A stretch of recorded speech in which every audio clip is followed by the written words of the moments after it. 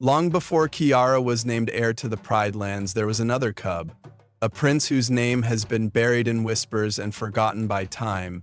His name was Kopa.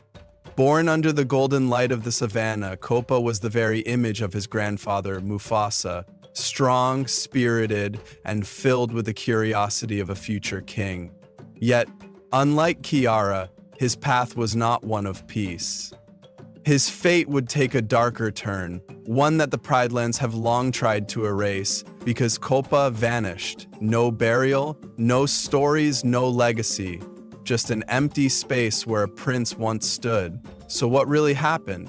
And why does no one speak his name? Under Simba's rule, the Pride Lands flourished. The scars of Scar's reign had faded, and for the first time in years, peace reigned. But that peace was fragile, and deep beneath the surface, the echoes of the past still lingered. Kopa was everything a king's son should be: brave, clever, strong. The lionesses spoke of his potential in hushed voices, calling him the future of the Pride Lands. But there were others who saw him differently. Beyond the borders, in the desolate outlands, Zira watched. Her eyes filled with vengeance, never strayed far from the Pride Lands. To her, Simba was a usurper, a thief who had stolen everything from Scar. And Kopa was a symbol of the future she despised. She could not let him grow strong. She could not let him rule. One evening, as the sun dipped below the horizon, painting the sky in fiery shades of orange, Kopa wandered too far. He had always been adventurous, always testing the limits of his father's rules. That was the night he crossed the border. The night he met Zira. She was waiting for him, her golden eyes gleaming like a predator in the dark. A prince, all alone? She mused, her voice smooth as silk. Tell me, little one, do you know the truth of your father's rule? Kopa, ever the inquisitive cub, listened. She spoke of Scar, of a time before Simba, a world where strength ruled, where the weak did not hold power they did not deserve. Your father fears what he does not understand, just like Scar feared me. Kopa tilted his head, confusion flickering in his golden eyes. But Scar was bad. Zira chuckled, low and dangerous. Is that what Simba told you? She circled him, her tail twitching like a cobra preparing to strike. And what if I told you he lied? For years, whispers have echoed through the Pride Lands. A chilling question that no one dares to ask aloud: what happened to Kopa? Some believe he never made it past cubhood, that Zira, driven by an unrelenting thirst for vengeance, took his life that fateful night. That she saw him as nothing more than a reminder of Simba's rule, a piece of the future she despised. But if that were true, why did Simba never seek vengeance? Why did the Pride Lands simply move on as if Kopa had never existed? Unless the truth was even darker. Kopa's heart pounded in his chest. He had heard tales of the outlands, of the exiled lions who lurked beyond the Pride Land's safety. But standing before him now, Zira did not seem like the monster he had imagined. She was calm, almost inviting, her voice a melody of mystery and persuasion. You're brave to come here. Most cubs would never dare to cross the border. But you are different. Kopa took a hesitant step back. His father had warned him never to trust those beyond the Pride Lands, especially not Scar's followers, but he was also curious. He had always been. Why do you hate my father? He asked. Zira's expression darkened, but her voice remained smooth. Hate? Oh, little prince, it is not hate. It is justice. Your father stole the throne. He banished us, left us to starve. Is that what a true king does? Kopa swallowed hard. He had never thought about it like that. Simba was a great king, wasn't he? Seeing the doubt flicker in his young eyes, Zira leaned in closer. You could be different. You could be the king Scar never had. Strong, fearless, respected.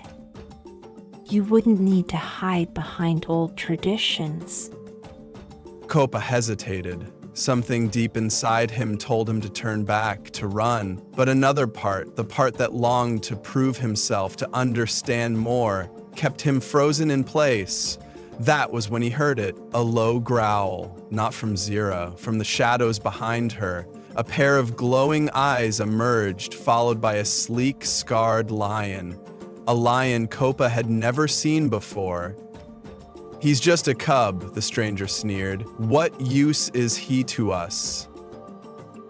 Zira's tail flicked, a silent command. A cub today, but a king tomorrow.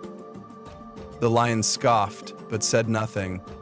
Kopa's paws felt heavy. Something was wrong. He needed to go back. I should go home, He said, taking a cautious step backward. Zira's smile never faded. Of course, little prince. But remember, the Pride Lands may be your home, but are they truly yours? Kopa turned and ran. He didn't stop, not until he was safely back within the borders of his father's land. But even as he reached the warmth of the Pride Lands, Zira's words lingered in his mind. And deep within the outlands, Zira watched him go, a knowing smirk curling at the edges of her lips. The seed had been planted, and soon it would grow. Kopa barely slept that night. His father's warm presence should have reassured him, but Zira's words clung to his thoughts like shadows in the moonlight. Are they truly yours? What did she mean? Was there truth in her words? Morning came, but the questions remained. Kopa knew he should forget about Zira, about the outlands, yet something inside him refused to let go. So the next evening he went back. This time he was careful. He stayed hidden behind the tall grass, ears perked, listening. And there she was, Zira, waiting, as if she had known he would return. You are bold, little prince, and you have questions, don't you? Kopa hesitated but nodded. Zira's golden eyes gleamed. Your father has told you many things. But has he told you everything? He told me Scar was a bad king, that he hurt the Pride Lands. Ah, yes, that is what Simba wants you to believe. But tell me, Cub, did Scar ever exile his enemies? Did he ever send cubs and mothers to die in the wastelands?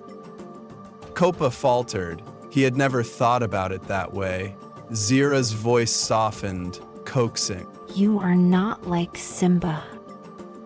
I can see it in your eyes. You are strong. You are meant to rule, not just follow the rules of a frightened king. The words sent a thrill through Kopa's chest. A part of him longed to be seen as more than just Simba's son, more than just Kiara's older brother. But another part, deep, instinctual, warned him. You're lying. Kopa whispered, though his voice lacked conviction. Zira only smiled. Am I? Kopa's mind swirled. He didn't know what to believe anymore. Come back tomorrow, little prince, if you truly wish to know the truth. Kopa hesitated, but eventually turned and left, his paws heavy, his heart uncertain. From the shadows, Zira watched him disappear into the distance. She could feel it now, doubt. And doubt was the first step toward control. Days passed, and Kopa returned to the border again and again. Each time, Zira filled his ears with stories. Stories of Scar's strength, of how the Outlanders had been wronged, of how a true king must be feared, not just loved. And each time, Kopa listened a little more closely, But one night, he did not return home. The Pridelands searched for him. Simba sent out patrols.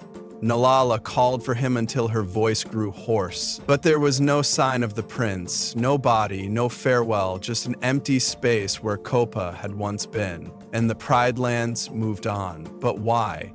Did Simba know something he never spoke of? Had Kopa betrayed his father? Or had something far worse happened beyond those borders? The truth of that night remains a mystery. But one thing is certain, Kopa was never seen again, and Zira never spoke of him, not even once. And so the legend of Kopa remains just that, a whisper lost to time. Did he fall victim to Zira's revenge? Was he taken from the Pridelands in a way too terrible for Simba to ever speak of? Or did he choose a different path, one that led him far from the home he once knew? The Pridelands have erased his name. His story has been buried beneath the weight of history.